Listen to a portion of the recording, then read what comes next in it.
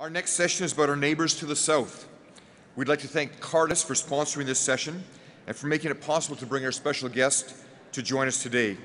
To introduce that special guest and to act as a responder for the next session, I'd like to bring up the co-founder and executive vice president of Cardus, who's located in Calgary. He has years of experience in Canadian industrial relations, public policy, political activism, and political affairs. He's held senior positions on campaign teams at the municipal, provincial, and federal levels. Ladies and gentlemen, will you please join me in welcoming Mr. Ray Pennings. Thanks, Ray. Thanks, Dave. Well, thank you very much, Dave, and thank you to the Manning Centre for your partnership and the privilege of working together on this particular event. It's my distinguished privilege to introduce this morning Ross Douthat. Ross is the youngest op-ed columnist in the history of the New York Times. When I mentioned that yesterday, he said, please don't introduce me that way because the logic follow-up to that is being the youngest hired also might lead to the youngest fired. However, I don't think that's not certain what the New York Times' thought is, but from my perspective, he represents a new generation of conservative commentators. He enlivens the editorial pages of the Times with his vigorating and penetrating analysis of domestic and international politics and government. In addition to his regular columns and lively blogs, Ross has been a prolific author. His most recent book, Bad Religion: How We Became a Nation of Heretics, charts institutional Christianity's decline from a vigorous, mainstream, and bipartisan faith through the culture wars of the 60s and 70s to the polarizing debates of the present day. His previous books include Privilege, Harvard and the Education of the Ruling Class, which is a blistering critique of the university as a world of privilege and complacency, ironically an argument that Ross makes as a Harvard graduate. Another of Ross's books, Grand New Party: How Republicans Can Win the Working Class and Save the American Dream, co-authored by Reihan Salam, is considered a must-read for those who want to stay current on political trends south of the 49th. Cardus has followed and admired Ross's writing as a strong and necessary reflection on contemporary ideas which bear our attention. It is true, American perspectives and issues don't always neatly and directly translate into the Canadian context. However, as Mr. Douthat himself wrote last month regarding the contribution and relevance to Edmund Burke's thought through the contemporary American debate, and I quote, "You can't found an American conservatism on Burke alone, for the solid Burkean reason that he wasn't an American, and thus wasn't in the business of defending our particularities. But Burke, read through and alongside Tocqueville, is an entirely different matter. And seen in that light, I think the father of British conservatism placed in the intellectual canon of the American right is deserved and secure." End quote. Certainly, the associational life of civil society, or the little platoons, as Burke famously called them, demand a sensitivity to local communities with their cultural and religious dynamics, and a respect for how historical traditions both inform and evolve contemporary life are themes which regularly make their way into Cardus publications. And certainly, if I did not take advantage of this podium to mention the fact that to those of you who are not regular readers of Cardus's publications, which include Convivium magazine, edited by Father Raymond D'Souza, Comment magazine, edited by Dr. Jamie Smith, and a regular blog that you can find at cardus.ca, I would not be doing my job. But enough of the promos, intros, and positioning. Let's give the podium to Ross, who will share some perspective on what's next for American conservatives, after which there will be some time for your questions. Ladies and gentlemen, join me in giving a warm Canadian welcome to Ross Douthat. Thank you so much.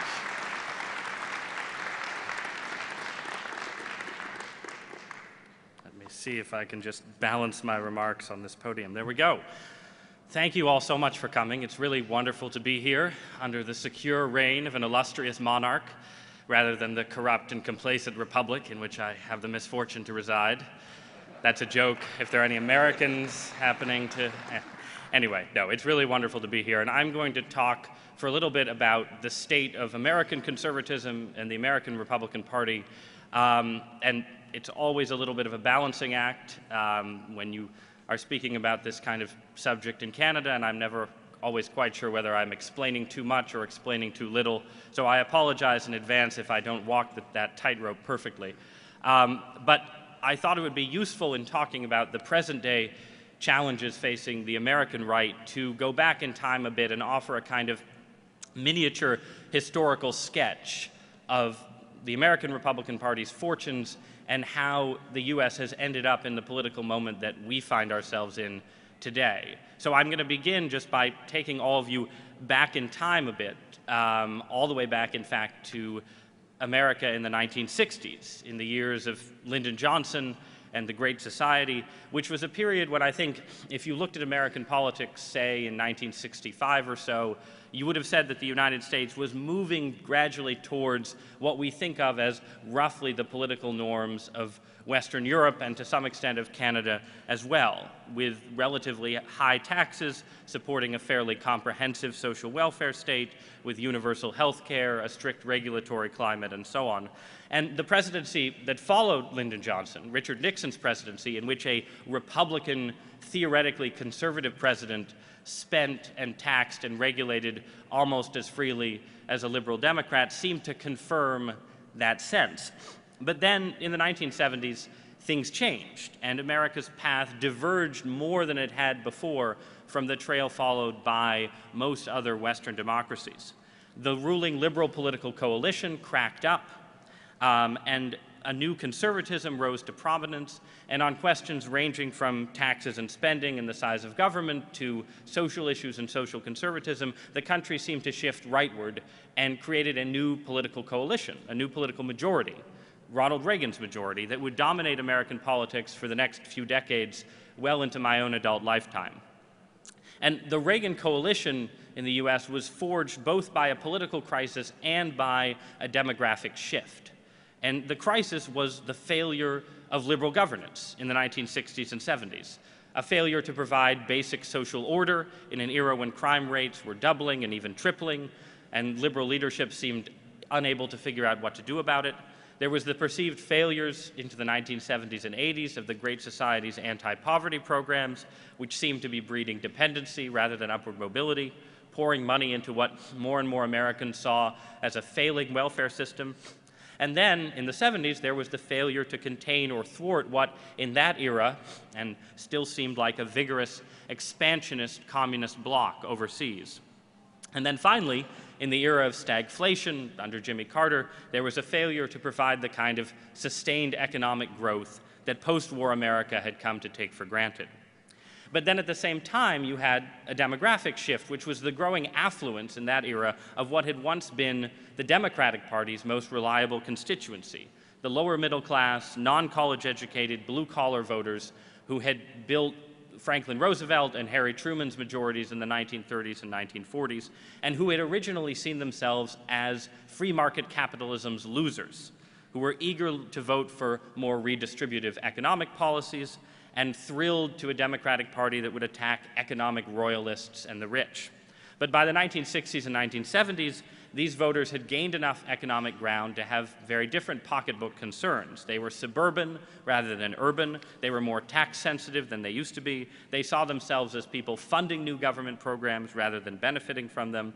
And at the same time, they were more exposed than the upper middle class to a lot of the darker social consequences of the 1960s, not only rising crime rates, but family breakdown, rising divorce and out-of-wedlock birth rates, and so on. So they became simultaneously more skeptical of government and remained or became more culturally conservative as well, which transformed them from reliable Democratic partisans into what were called Reagan Democrats, and then just into Republicans.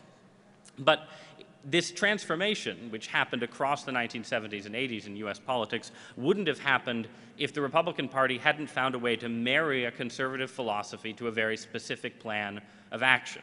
So the philosophy of the American right, then as now, emphasizes limited government, local power, moral and religious conservatism, and a deep suspicion of the state. But the Reagan plan of action, in ways that I think today's conservatives sometimes forget, was tailored very much to the particular crises of the 1970s, to the collapse of social authority, the apparent crisis of Western capitalism, the sense that the Soviet Union was stealing a march on the West in Afghanistan and Latin America and elsewhere. And to this specific set of problems, the Reagan-era Republican Party proposed a very specific set of solutions. In dealing with the economic crisis, and to the phenomenon of bracket creep, where basically tax brackets weren't indexed to inflation and more middle-class Americans were being taxed like wealthy Americans, the right in that era championed deregulation, sound money, and lower marginal tax rates. Against the perception of growing Soviet power, Republicans championed a significant defense buildup, joined to a stronger rhetorical line against communism, and against the sense that American cities were ungovernable and crime was out of control, they championed tough-on-crime policies, welfare reform, and so on. And these efforts seemed to succeed in large ways and small. Crime rates eventually fell, welfare was reformed, the Soviet Union vanished, the economy boomed under Reagan and then boomed again in the 1990s, and in the 90s, even the culture seemed to tilt modestly in a socially conservative direction. Teen birth rates fell, divorce rates leveled off, teenagers were waiting longer to have sex, abortion rates were going downward, pro-life sympathies were ticking up. And obviously there were failures and setbacks and complexities and so on, and on every one of these fronts, I could bring in an American liberal to stand beside me who would be eager to argue that the right had nothing to do with it, that Reagan didn't actually create the long boom, that Newt Gingrich's welfare reform efforts hurt the poor, that Rudy Giuliani in New York was a fascist no matter how much he cut crime, and so on. But to the American public overall, there was a perception that the right had succeeded, or it succeeded more at least than the Democrats had done, which is why the Democrats in that era spent so much time flailing in the political wilderness, trying to figure out what had gone wrong. But the conservative victory wasn't at all complete. Republicans had stopped the growth of government, but the deeper conservative goal of shrinking it, of dramatically reforming the vast administrative state that FDR and Lyndon Johnson had built up, remained mostly out of reach. Republicans could lower taxes successfully, but they couldn't cut spending to match. And so periods of Republican dominance in the US tended to coincide with record deficits. And when Republicans made a frontal assault on major entitlement programs that liberalism had put in place, they were resoundingly defeated. In the mid-1990s, Newt Gingrich was basically thumped repeatedly by Bill Clinton in negotiations over Medicare and Social Security in the US, and then this happened again in the mid-2000s when George W. Bush made an ill-fated attempt to reform retirement programs as well. And at the same time, even though social and cultural conservatives had had some successes, their failures were also notable. The decline of the two-parent family in the US, which slowed somewhat in the 1990s, then accelerated. The weakening of religious institutions continued apace, and with those declines came growing atomization, social isolation, social stratification, and so on, as America became increasingly divided down to the present day by family and social capital, with intact two-parent families among the upper class and the problems of the underclass of social breakdown expanding upward into the working class as well. And so basically, the long age of conservative ascendancy, what we think of in America now as the Reagan era, running from the late 1970s into the 2000s, left America's welfare state somewhere between what conservatives wanted and what liberals dreamed of, with a government more expensive than the right wanted, but more patchwork than liberals wanted. And it left America's social order more stable in certain ways than the 70s, but not nearly as remoralized as American social conservatives had hoped, and with troubling indicators for the future. And then, of course, political majorities eventually become victims of their own success in ways that may perhaps have some relevance for the future of Canadian conservatism as well. But the Reagan coalition was certainly no exception. So by the 2000s, by the last decade in American politics, even before the Iraq War's failure and the financial crisis overturned American politics, a new set of issues and anxieties were replacing the issues that had forged the Reagan majority. Instead of crime, Americans were worried more about health care. Instead of high marginal tax rates, they were worried about wage stagnation and inequality.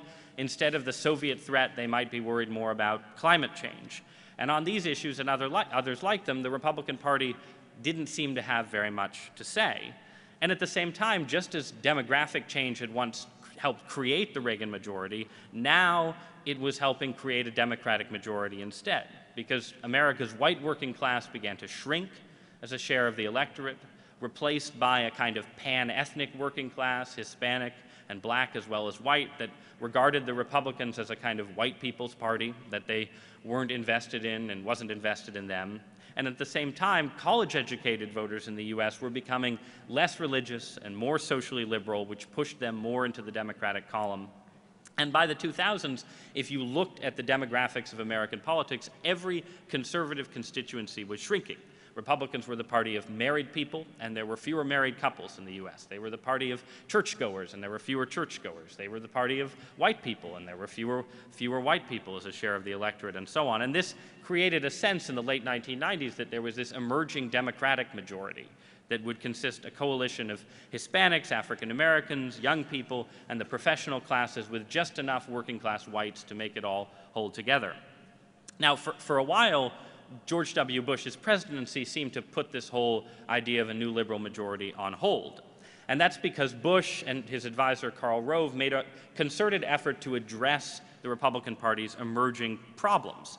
They de-emphasized government cutting, tried to look for ways to reduce the demand for government instead. They deployed the rhetoric of compassion and ownership and emphasized issues like education and poverty more, and at the same time, 9/11 and its aftermath brought national security issues back to the fore and restored the Republican advantage on those issues for a while.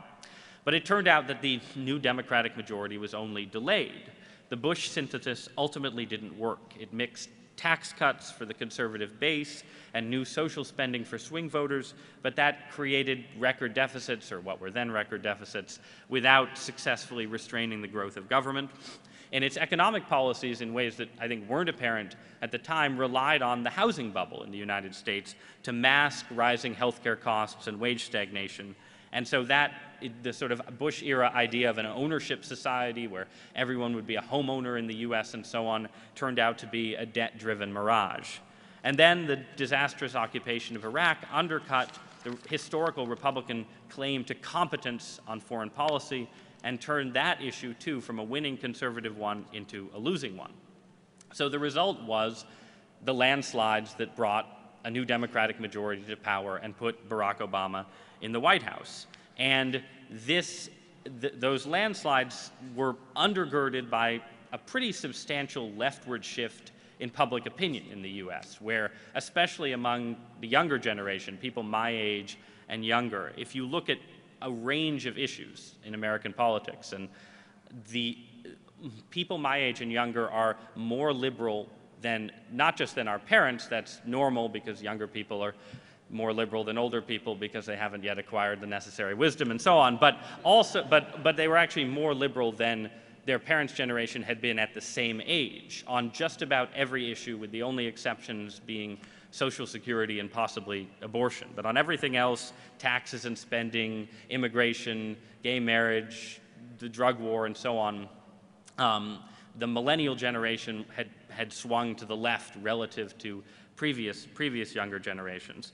And so there was a sense, you know, if you went back to American politics just 5 years ago, that this was now the big liberal moment, and liberals were ready to have their own version of the Reagan realignment, and after a few decades of delay, they would finally achieve the completion of what Lyndon Johnson and Franklin Roosevelt had started. But here we are in 2013, 2014, and that achievement is very much in doubt. In President Obama's first term, the Democrats managed to achieve sort of a version of their holy grail, a federal entitlement for universal health care. But just as Republicans in the Reagan era had so often failed to pass the spending cuts to match their tax cuts, Democrats never figured out a way to pass the tax increases that would be necessary to keep their ideal entitlement state solvent. And in the meantime, the unpopularity of the health care bill, the way it disrupted existing health care arrangements in the US, created a backlash that cost Democrats the House in 2010, and that I think will probably cost them the US Senate in 2014, which has put the entire Obama-era healthcare victory in danger before the new programs have even been fully implemented.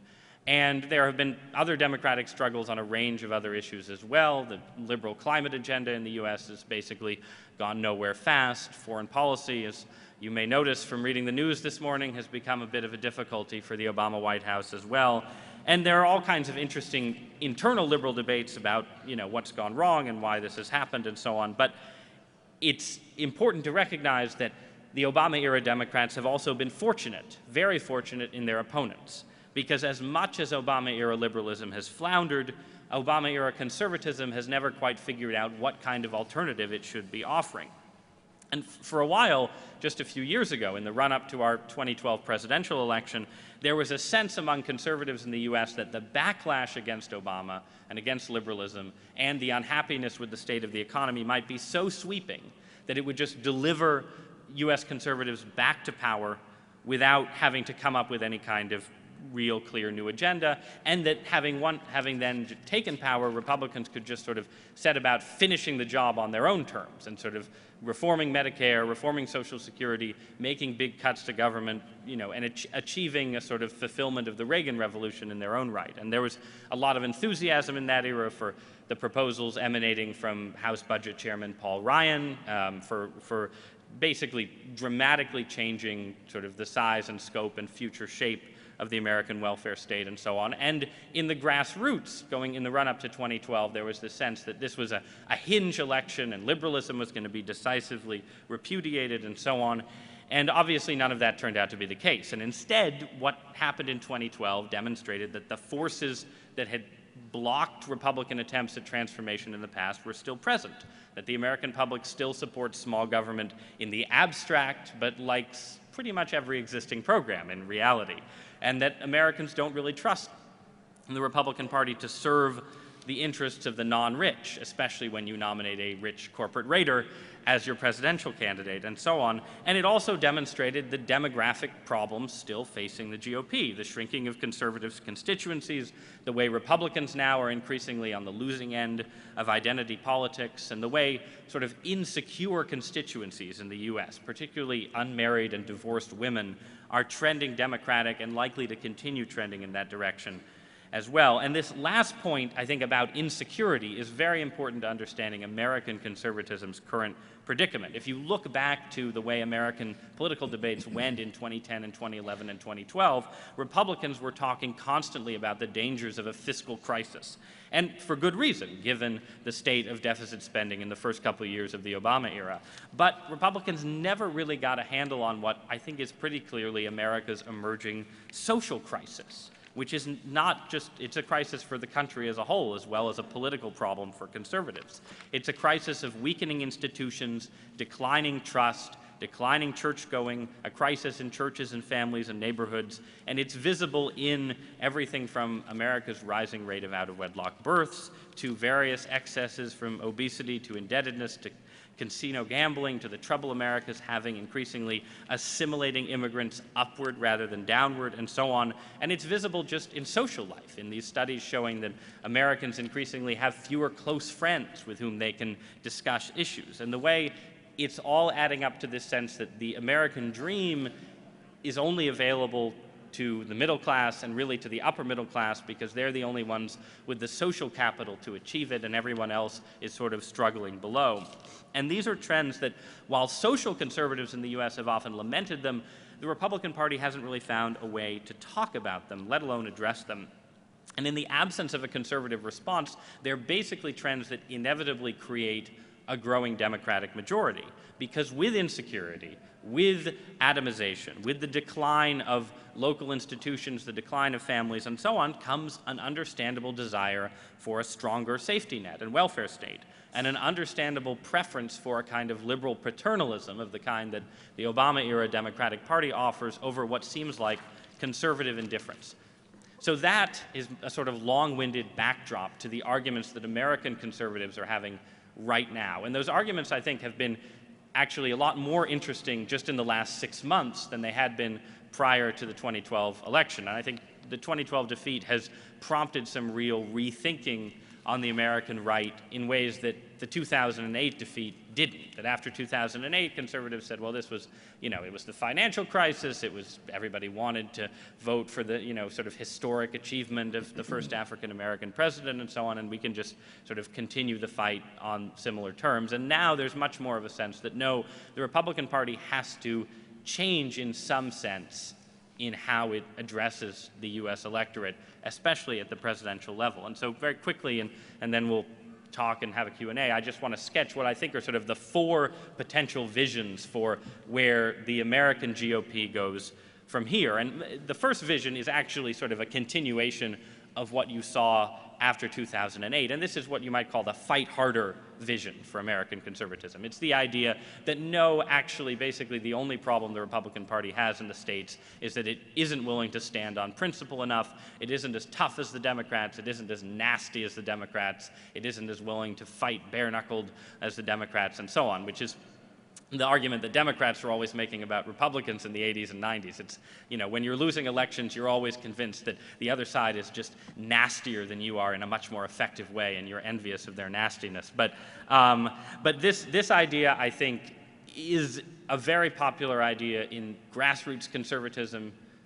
It's a very popular idea on talk radio, which obviously has a significant impact on the American right. And it's an idea that basically gave us our 2-week-long government shutdown last fall, where essentially the Republican leadership in Washington decided to let the fight harder faction in the party have the fight it wanted. It said, all right, you want to shut down the government in an effort to defund the healthcare law, we'll shut down the government and we'll see how that works out. And it did not work out well for the Republican Party. In fact, it basically took 2 weeks away from a period when Republicans should have been talking about the problems with the rollout of the new healthcare law, and it tanked the Republican Party's poll numbers, and it basically ended with congressional Republicans surrendering completely to the Obama White House and cutting a deal that got nothing that they had wanted. And so that endgame sort of took some of the steam out of the fight harder faction. They're still there, but other factions, I think, have gained the upper hand since because of just the lesson of how the government shutdown played out. So then the second faction is what I sometimes call the donorist view of where the Republican Party goes from here, because it's the view you're most likely to find in New York, in Washington, D.C., and wherever rich Republicans get together to have drinks and talk about the future of their party. And this is the view that basically says the problem with the Republican Party is that it needs to pass an immigration reform in order to win over more Hispanic voters, and it needs to push social conservatives to the sidelines, and then everything will be fine. So it's basically the idea that Mitt Romney had the right economic agenda overall, and if he just had a slightly different social agenda, everything would have fallen into place. And this argument has some truth to it in the sense that particularly on specific issues like gay marriage, there is a clear leftward trend in American public opinion. Some socially conservative issues that had been winning issues for the Republican Party are not going to be winning issues for the party for the foreseeable future. And so, and also in the sense that immigration reform has been a problem for Republicans in their efforts to do outreach to Hispanic voters. But the problem with the donorist's perspective is the problem that you might expect from a perspective that comes from the sort of richest and best connected segment of the party, which is that it's often out of touch with why most Americans actually make voting decisions. And in particular, it's out of touch with the extent to which I think Mitt Romney actually lost because most American voters thought he was a rich stiff who didn't care about people like them. And that is a problem that can be addressed symbolically, but ultimately I think has to be addressed by actual shifts in the kind of policy platform that the Republican Party is putting out. And that's why I think there's ultimately more promise for the future of the party in the last two options that are sort of on the table for Republican reform. And the first is what a conservative writer named Ben Dominick has called libertarian populism, which is basically a strain of thought that starts with the standard grassroots conservative view of Washington, D.C. as a corrupt realm of special interests and self-dealing elites, but moves from that to a broader skepticism of bigness in all its forms, corporate as well as governmental, and that regards the Bush era in American politics as a kind of lesson in everything that can go wrong at home and abroad when conservatives aren't skeptical enough about bigness. And then it also sees the cause of limited government not just as a means of safeguarding liberty, but also as a way of unwinding webs of privilege and rent-seeking as well. So it's sort of libertarianism in the service of true equality of opportunity.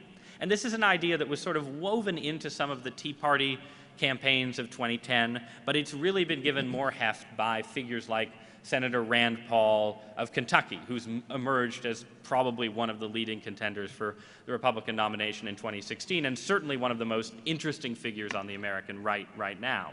And it's visible, if you follow American politics, actually in a wide range of policy debates. There's been a return of right-wing civil libertarianism in the US, in the debates surrounding the NSA and Edward Snowden and so on, in a way that wasn't imaginable in the Bush presidency, when right-wing civil libertarianism became briefly a kind of contradiction in terms. And then there's sort of an expanding interest among American conservatives in prison and sentencing reform, in changing drug laws, in accepting or even embracing the country's shift towards legalizing first medical marijuana and then just marijuana. And then there's also a new willingness among congressional Republicans to consider cutting defense spending. And even if you look, for instance, one of a leading House Republican, Dave Camp, just put out a big tax reform in the last few days that it goes after a lot of big loopholes that Wall Street and other Republican interest groups have always been inclined to defend, and that the Republican Party has never really wanted to go after because it would offend their Wall Street constituencies. But this reform goes after those loopholes in a way that I think, again, reflects that kind of libertarian populist spirit. And all of this is, you can see this attempt to sort of reframe the case for limited government, not just as a brief against the menace of socialism or the importance of making sure the US doesn't turn into Canada or something, but as a real, no offense, but as a real, a defense of the little guy, right, against a sort of bloated governmental and corporate sector. And as you can probably tell, I think there's a lot to like about this populist libertarianism. I enjoy Rand Paul a great deal, and I think he's exactly the kind of principled political entrepreneur that moribund parties sometimes need. And I think an American GOP remade along these lines would be a much, much more interesting party, and in certain ways a more constructive force in US politics than the party that Mitt Romney just led down to defeat. But I'm also not sure that it would be a conservatism capable of truly governing the US, and I'm not sure it would deserve to, because at least as it's taken shape so far, I think libertarian populism is still just too purely individualistic in its social spirit to reckon with this breakdown of American community that I've been talking about, and too strictly libertarian in its economic viewpoint to reckon with the real socioeconomic challenges facing lower-income Americans. And if you look at a lot of the economic proposals that someone like Senator Paul has championed, you'd almost inevitably end up with a program that would dramatically reduce the tax burden for the wealthiest Americans while stripping down benefits and even raising taxes for the working class, and which would do this in a long era in which the rich in America have been doing pretty well. And I think that that's politically problematic, but also problematic on policy grounds. So my own preference is for what I and some other American writers have been calling reform conservatism, which, all of these labels are arbitrary, but that's our label. And which is a vision, I think, that shares some features and policy goals with libertarian populism, but which would have a slightly more egalitarian economic vision and a policy agenda that's a little bit more attuned to the social crisis that I've described. And I think it would, it would do more work in terms of doing things like redesigning the tax code with families more in mind. It would have more of a focus on education reform in the American context, more of a focus on removing barriers to upward mobility that badly designed welfare programs create, and so on. And it would focus more, I think, than the libertarian wing of the party wants to on just the crisis in long-term unemployment in the United States and the need to have an unemployment system that actually does more to help people transition back to work and so on. And it would need ultimately to offer a real alternative on health care, which is something that the Republican Party in the US has always struggled to do, that would either replace the new Obamacare vision or somehow transform it from within. and so on down a longer list. I'm not going to bore you with all the policy proposals, but I think what I'm sketching out here, and what at least some Republican politicians are sort of experimenting with a little bit, is best described in the language of the American economist Ed Glazer, who calls it a kind of small government egalitarianism, which reforms government and tries to shrink its bloat, but with more of an eye towards equality of opportunity and social mobility than some libertarians tend to display. And as I said, I think you're seeing this from some Republican politicians, figures like Senator Mike Lee of Utah, Senator Marco Rubio of Florida, who's obviously another potential contender for the Republican nomination, and so on. And there have been more decent or even excellent policy proposals put out from Republican Washington in the last 6 months on taxes and health care and family and so on than there had been in the past 3 years. So that's all very encouraging, but I think it's still very much in sort of embryonic stage, and it could all fall apart in various ways. And I think the real danger for U.S. politics right now is one that's just suggested by the last few years of budget brinksmanship in D.C., which is a politics that is so polarized and so unable to sort of come to terms on basic budgetary issues that there's no room to argue about anything except how to pay for the U.S.'s own pre-existing entitlements. In which case you end up with a scenario in which our own unfinished war over the size of government just sends the U.S. lurching from budget crisis to budget crisis, with the initiatives swinging to one party and then the other, while the deeper problems in American life go ignored and unaddressed. And that's sort of the idea that I'd want you to take away from this talk in the end, that the United States' fiscal challenges are real enough, though perhaps less dire than they looked a couple years ago. But it's very crucial for American conservatives to recognize that the country has bigger problems than whether we're spending 18% or 20% of our GDP from Washington. And the American political class needs to find the time and space to think about those problems as well, for all of our sakes, liberals and conservatives alike. So I'll leave things there, and now we'll talk for a moment, and then we'll have a wider conversation. So thank you all very much.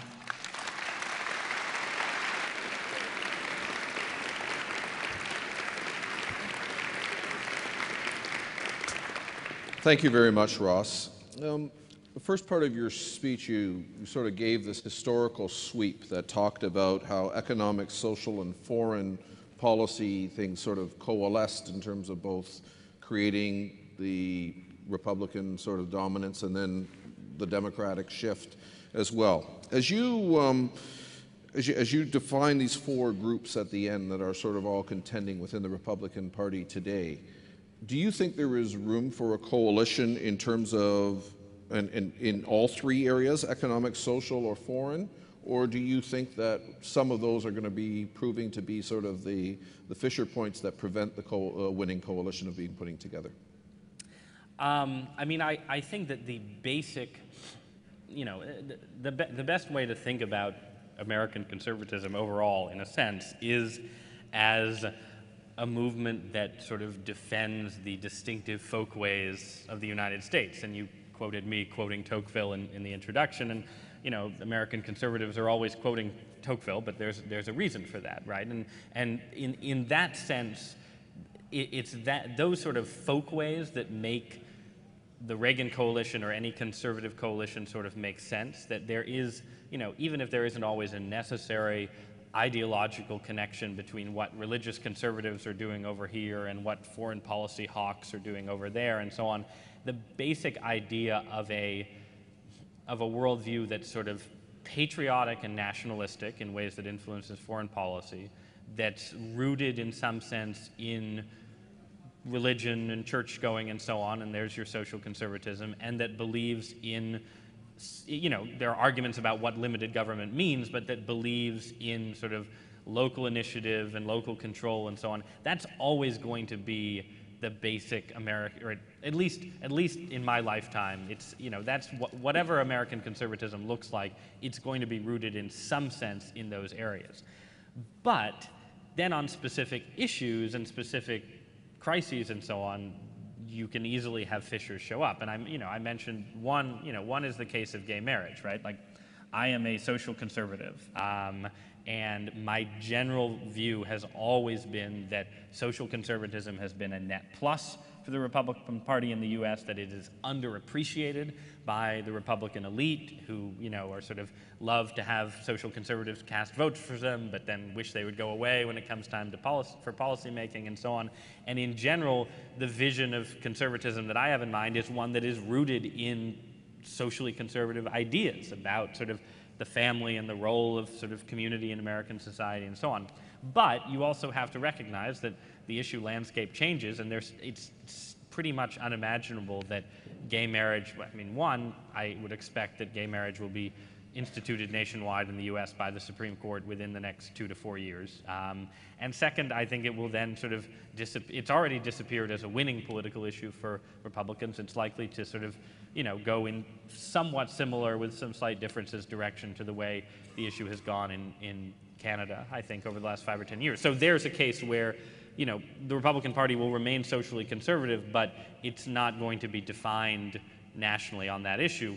And then foreign policy, I think, is sort of a fascinating case where it's totally in flux right now, because you had the Bush era in American foreign policy, which was a, you know, not just sort of hawkish and patriotic in the way that American conservatism always is, but sort of was actively Wilsonian, you know, in the Woodrow Wilson sense of sort of making war for democracy overseas, and, you know, we're going to have a transformative foreign policy and so on. And in the aftermath of that, there's been a real move on the right in a more, you know, non-interventionist direction, which is still, you know, pro-defense, patriotic. You know, if we get attacked tomorrow, that wing of the party is going to be, you know, in favor of invading whatever country attacked us within the next 2 minutes and 22 seconds. But on issues like what's happening in Russia's near abroad right now, or what happens in Syria, or what happened in Libya, there's a lot more skepticism about intervention on the right. So it isn't, I'm not at all sure how that will shake out, and I think it'll just be interesting to see where Republicans end up even after this current crisis in the Crimea. So again, that's another case where the fundamental sort of orientation will be there no matter what, but it may be that there are, for instance, sort of interventionist neoconservatives who would be more comfortable voting for Hillary Clinton than Rand Paul if it ended up being a Hillary Clinton versus Rand Paul election. So those fissures can happen even if the underlying orientation remains. I'm going to provide an opportunity in a few moments for questions, so if you do have some and you want to line up before they're behind the mics, we'll get to them in just a few moments. You mentioned sort of in terms of the reform conservatism that you talked in terms of an egalitarianism and, you know, sort of the inequality debates that have been making its way in terms of income. You also mentioned historically there were a number of issues that social conservatives had which were a net positive to them that now perhaps are political liabilities. I'm wondering whether or not, is there a move or a possibility in terms of building a net positive social conservative contribution to a winning coalition in terms of thinking about the egalitarian sort of issues on poverty reduction, on perhaps accessibility of work as opposed to the distribution of income? Work as vocation, some of those themes? Well, this is part of what the Bush administration in domestic policy tried to do, right? And you know, I think there are some parallels on some issues to how the Harper government has handled some of these things, but obviously some differences as well. But I think the Bush theory was, you know, you sort of take social conservatism, you soften its message a little bit, make it less hard-edged, have a kind of pro-religion message that's very ecumenical, and then you connect it to issues like poverty, issues like, you know, the sort of Bush-era theory of, you know, government grants for inner-city groups, faith-based initiatives, and so on, was a sort of version of that. And there were efforts at marriage promotion that weren't entirely successful, but that sort of fit into that narrative as well, I think.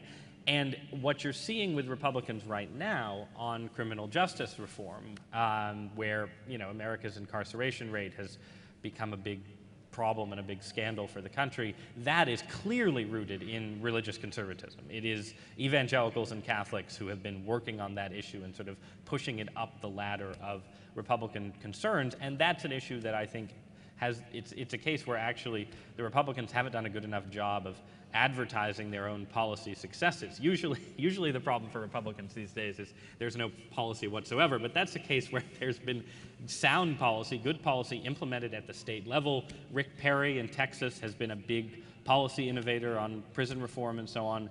And it would actually be very helpful to have a national campaign where the Republican nominee talked about those issues and used them to do real outreach to, especially to minority communities. But it's also useful to recognize that some of this was tried in the Bush era and wasn't entirely successful. And there's always going to be, the Republican Party is essentially a middle-class party, right? It has a lot of wealthy supporters, obviously, but the core of the Republican support comes from people in the middle class, in the suburbs, in flyover country, sort of working full-time, raising kids, and so on. And doing anti-poverty work and stuff, there isn't the Republican Party doesn't have a constituency among the poor. So you're doing policy work that doesn't have a sort of clear electoral constituency within the party behind it. And maybe social conservatives can be that constituency, but it is that lack of a constituency is part of why you often have the Republican Party sort of try some experiments on poverty, and then sort of events intervene and they don't get the attention they deserve, and you sort of swing back to your usual issue set. It's just hard for parties to move on issues where there isn't a clear internal constituency behind them. But I'll go to the questions at the mic after this one, but if the winning demographic or coalition isn't in place there, what are the adjacent communities that are most accessible, and how would? Well, right, and this is, in a sense, the fact that America has this sort of ongoing social crisis where what we in the States have thought of as sort of underclass problems of broken homes and out-of-wedlock birth rates and so on, those are moving up the economic ladder. You sort of have a situation where for the Republican coalition and for the sort of conservative worldview to have any purchase on American politics, you actually you have to tackle those problems, because now they are becoming problems for people who either are your own constituents or would have been your constituents 20 years ago when they were part of a two-parent family with full-time work, but now they're, a divorced mom raising a couple kids for whom the Republican message doesn't seem to play. And at the very least, the big, if you look at the 2012 election and the rhetoric that Republicans deployed, you would have thought that that every single citizen in the United States of America dreamed of nothing more than starting their own small business, right? That this was it. It was all about entrepreneurs, and entrepreneurs were the heroes, and everyone wanted to be an entrepreneur, and the government was stifling entrepreneurs and so on. And the reality is that most Americans, like most people anywhere, would like to have, a solid job that pays well and lets them spend time with their kids, and not necessarily spend all of their time figuring out how to start a business. And it's that sort of disconnect, I think, more than anything, that's plagued Republican strategy in the last 4 to 6 years. Just this idea that you're sort of standing up for the small businessman, and you are, but there are a lot of voters out there who a conservative party needs to win who just aren't running their own business. Great. Let's go to the mic. If you can identify yourself and keep your questions, if you can, to a pointed 30-second question. Hi, my name is Jonathan Ruano, and I wanted to ask a question about the Republicans' inability to really draw attention to their undeniable policy successes, and I want to focus on foreign affairs in particular. I mean, I think can't really be argued that the Bush administration's Iraq policy was successful. I mean, it really did follow the playbook for U.S. military intervention. Essentially, the United States sends in an army. It then spends the next few years training a police force that can create stable conditions for democracy and for the economy to flourish, and then it withdraws. Well, all that was done. We created this police force. We created these security forces for Iraq. Question? And sure, okay, I'll get it to very, very, very shortly. Well, we only have 5 minutes. Question, please. Well, I think, okay, the question is why can't the Republican Party make that case, right? That's exactly what you're asking. Well, I think the answer is that, look, the problem with the Iraq War, whatever you think about the way the surge of forces ultimately worked out, and whatever you think about what Bush ultimately handed on to Obama, and I agree with you that by the end of the Bush presidency, a kind of stability had been achieved that people didn't expect in 2005, 2006. And the Bush administration deserved credit for staying the course and making policy adjustments that led to that outcome, which, you know, now is sort of falling apart again. So there would be an argument Republicans could make on that issue were it not for the way the debate happened in the U.S. between 2002 and 2005. And because the reality is that not no American, but no American outside a very narrow realm of think tanks and foreign policy schools would have ever supported the invasion of Iraq had the case not been made around WMD and support for terrorism.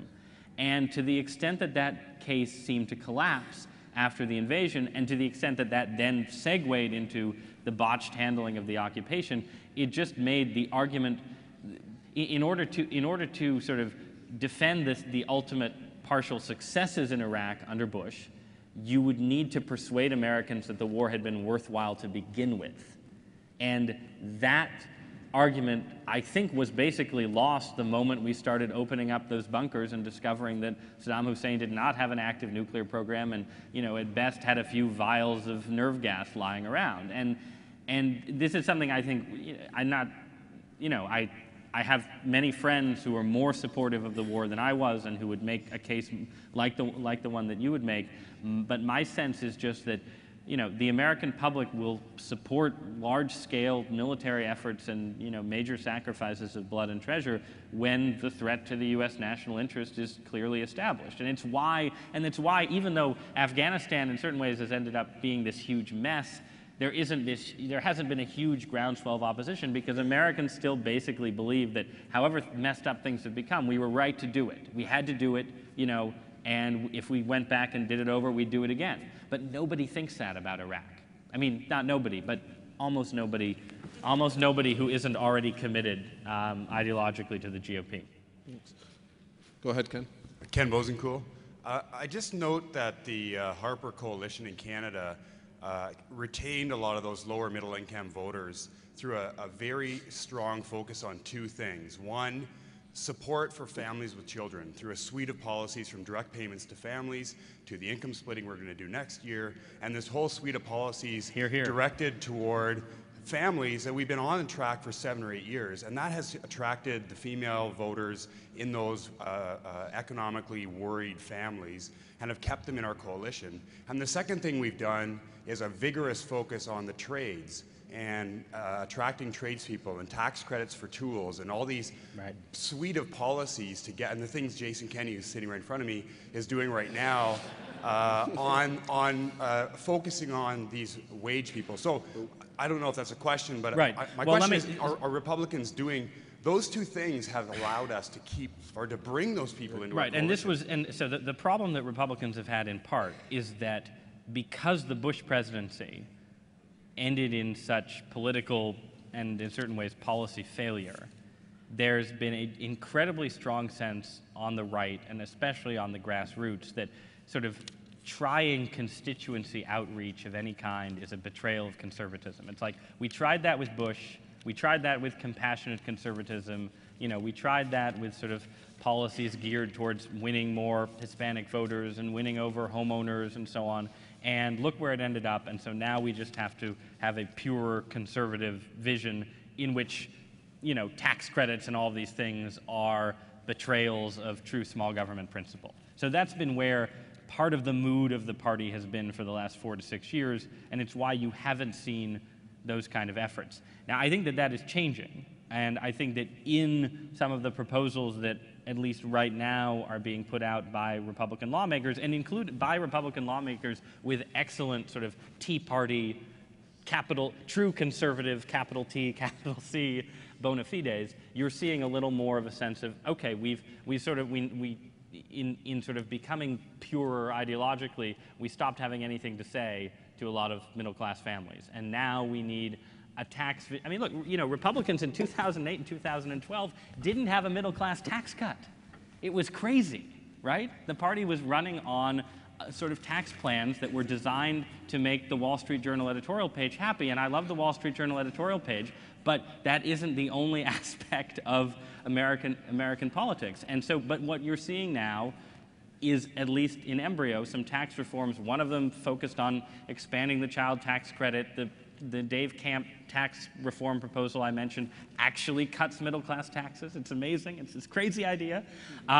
So I think you're seeing more of a sense of that in the States. I think the other issue that we have in U.S. politics that's a little bit different is just the way identity politics has worked in the States, and especially in the Obama era. I think that, you know, some of the things that sort of Harper conservatives have been able to do in the Canadian context in terms of sort of outreach to middle class, somewhat socially conservative immigrant communities and so on have been a lot harder for U.S. conservatives for good reasons and bad reasons, but sort of the impact of Obama in U.S. politics as sort of the embodiment of a multicultural future, and then the sort of Republican reaction that sort of seemed like a kind of white identity politics in certain ways, and has made that harder to do. And, you know, if you go back to the 1980s, Ronald Reagan was winning Asian Americans or doing well among Asian Americans, and now Asian Americans are voting Democratic and so on. So there are some sort of structural issues related to how race and ethnicity have fit together in the American past and present that have sort of limited some of the Republicans' capacity for outreach that Canadian conservatives have been able to do. So that's just another issue worth keeping in mind. Final question. The clock in front says we have about a minute left. So, Roy, if a quick question, a quick answer. I'm Roy Eben. So Margaret Thatcher and Ronald Reagan started a thing called the International Democratic Union, where conservative organizations from various countries would meet and give each other advice. The American conservatives have been pretty good at completely ignoring that. So my question is, you know, we have very close ties to the Australian Liberals. They are now in government. They helped us, and we are now in government. Why don't you listen to your friends? Because American conservatives, look, I'm here right now, right? American conservatives define ourselves against the policy choices and sort of cultural choices to some extent of a lot of the developed world. And so you have figures like Margaret Thatcher who are icons on the American right. But for the most part, because American politics takes place several ticks to the right on a range of issues relative to Canada and the UK and Australia, to say nothing of continental Europe. Because of that, there is a bone-deep suspicion, especially among conservative activists in the US and so on, of the idea that we could take instruction from conservative successes elsewhere, because when you dig into the details of those conservative successes, inevitably they're taking place in landscapes that lots of American conservatives consider to be fatally compromised. And so, in a sense, I think what, you know, I and some friends who at least pay glancing attention to what happens in the rest of the English-speaking world have tried to do is sort of import some insights from Canada and the UK and Australia into American politics without making the case that, you know, we should be like Stephen Harper, or we should be like David Cameron, or, you know, or we should be like the Liberals in Australia, because when you make the case that way, no American conservative worth his salt will ever listen to you, because, you know, you're all a bunch of sellouts. You know, how can we listen to you? So that I think is the answer, that it's just the position on the ideological spectrum of American debates makes it possible for American conservatives to learn from our friends and allies and neighbors, but hard for us to ever admit that we would actually be doing it. So. It's time for lunch, and we do need to, we're going to appeal to the middle class. We can't stand between them and their food. There is a hot buffet next door. At 1:30, Preston will be giving his keynote, so please come back and be in your seats for 1:30. We talked about an international conversation. We began it here, went way too quickly. Ross Douthat, thank you on behalf of Cardus and the Mannings Center. Thank you, guys.